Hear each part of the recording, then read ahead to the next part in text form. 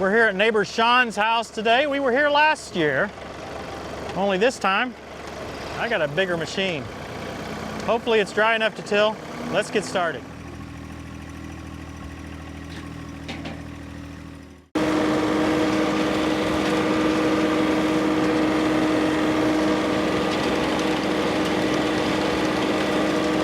Looks pretty wet. You might have Sean look at the forecast and see if he wants to go ahead and till.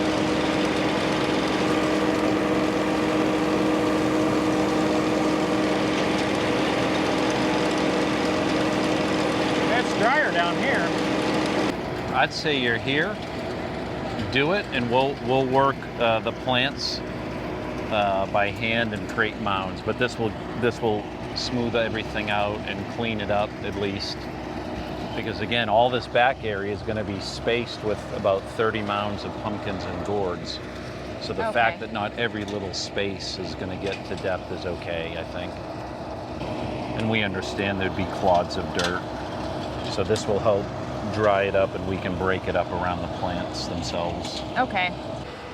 And last year, you know, we had such a rough time with the gourds between extreme heat, extreme flooding, and extreme bugs, and extreme weeds. Last year was the strangest year, but this front section, the vegetable garden, was phenomenal.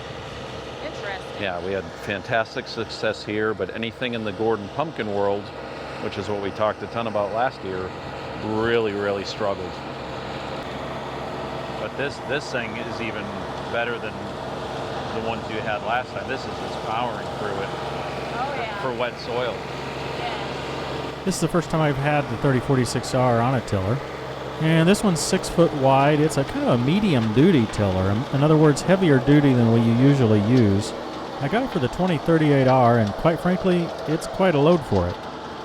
For most tilling tasks, I would say that a 5-foot tiller is a better fit for a 2R 3E series. It's interesting, we get tiller width questions frequently. Usually it's, can my 1025R handle a 5-foot tiller? It can in some conditions, but a 4-foot tiller is a better fit. What's interesting, it's pretty chunky here, I think because the straw kept the moisture in. Yes. And it's actually drier and Yeah, that's kind of what he was saying, that the straw has kept the moisture. Yep. And so, but with this wind that we have today, this will dry it'll right out. dry out pretty quickly. Yeah. But you can see the distinct line where it's really grinding that up pretty fine. So what did you have the straw around? Any particular veggie? Liz likes to do it this way. It does help keep the weeds down, but your typical edibles, your tomatoes and your beans. We actually did eggplant last year for the first time. Those did all right. Usually a tiller pulls harder in wet soil or in sod, wet sod being the worst. You can see that the 3046R just not having any issue at all, even in this particular section where it's just too wet to be tilled. As Christy said, it will dry out, but it's going to dry out and have some just nasty clods. It's going to be very difficult to work with. Tilling too wet is, it's something we have to deal with a lot. Customers really want it tilled now. Anyway, the 6-foot tiller is easy for the 3046R to handle. At least in this application, we could probably pull a 7-foot. Again, our tiller, Tom, who you saw earlier, is the one who's actually attempting to repair it, but you can't find parts for a 40-year-old tiller. No, I bet not. But again, this is going almost twice as fast as what you did with the tractor and implement last year. This thing just flies. No question, a 6-foot tiller makes it go faster. Doesn't take near as long.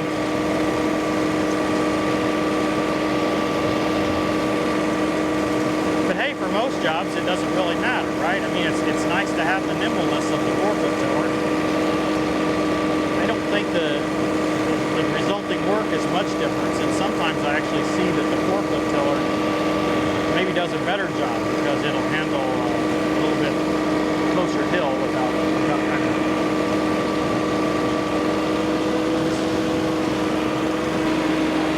I suppose a way to say it would be that it just tills more consistently if there is a little bit of a hill. I guess it's in one's nature to try to seek the biggest attachment he can get for his tractor.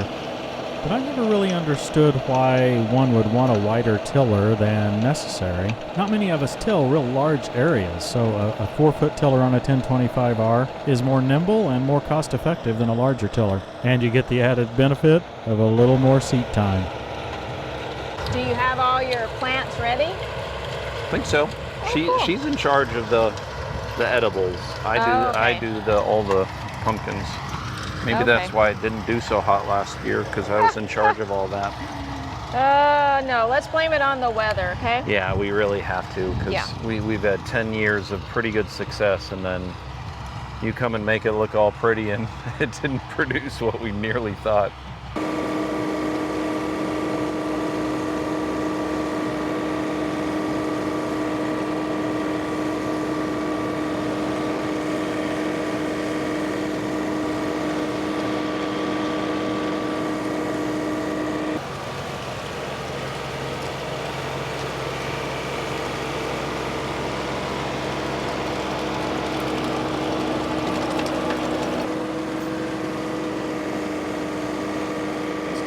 Where the straw was.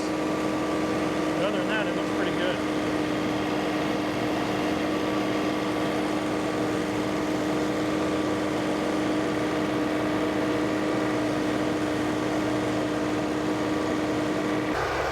You guys do sweet corn? We have over the years, yeah. I don't know if she got some this year or not. Sometimes we don't do it if there's corn planted around us, because you can get cross-pollination. Yeah. But Tom is doing all soybean this year, so we may pivot. We thought it was going to be corn this year, but he's just doing all beans because it's so late in the season. Right. Too late to plant corn, so we may run out and get some sweet corn.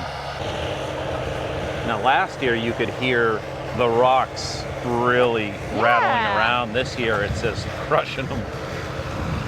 I do remember that. It was loud. Yeah. In the comments last year, the various tillers you've used is you can't get away from the valley. Oh, yeah. Yep, it always leaves a valley at one end or the other, wherever you pick it up. He'll probably come back and run one pass down both sides to get rid of those, but you're still going to leave one somewhere.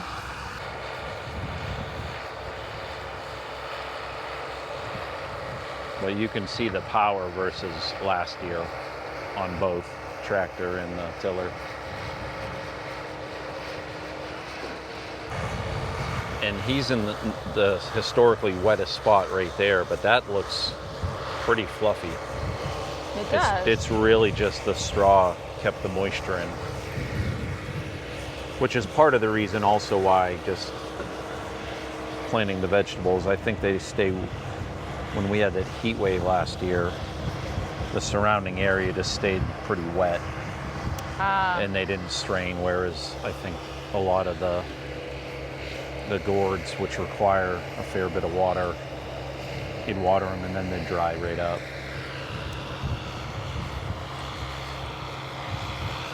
Kind of frustrating. You put all that work in and they don't work. I mean, you took so much work off my plate, but then the planting and the watering and then the weeding, that section over there had so much promise. And it just, I must have sprayed 3 times before the vines started getting out and I had to stop spraying. Oh, wow. And when we had those July rains, record rains, it just got drenched. And then the rain stopped and it turned into a heat wave. And then the bugs were unbelievable last year. And that's how you get rid of the valleys.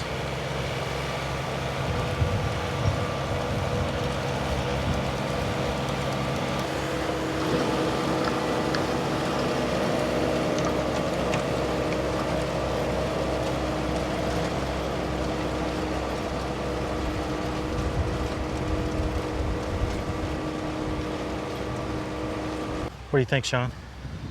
That was fast. I didn't time last year or this year, but that was at least twice as fast, and you could see the power where last year you were trying to work through it and this year you just tore through it. Yep. Yeah, faster, no question. I think this end where you had that straw, you're going to have trouble with. Yep, kept the moisture. That's going to be muddy. You can see that, but then you can see the clear line. You can of tell. how soft and powdery It's perfect this down side, here. which is actually normally the wetter side. Yep. But it's perfect. Yeah. It's ready to go. You going to get it planted today? I think so.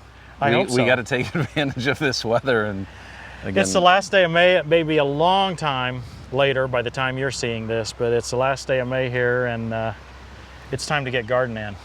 We haven't planted any of our sweet corn either. well, thank you for coming today. Well, it's a joy to be here. I hope he's got a big enough tractor for that 6-row planter. That tractor could pull a 24-row planter. Yeah. Thanks for watching, everybody. We'll see you next time on Tractor Time with Tim. Will the wild ox consent to serve you? Will it stay by your manger at night? Can you hold it to the furrow with a harness? Will it till the valleys behind you? Will you rely on it for its great strength? Will you leave your heavy work to it?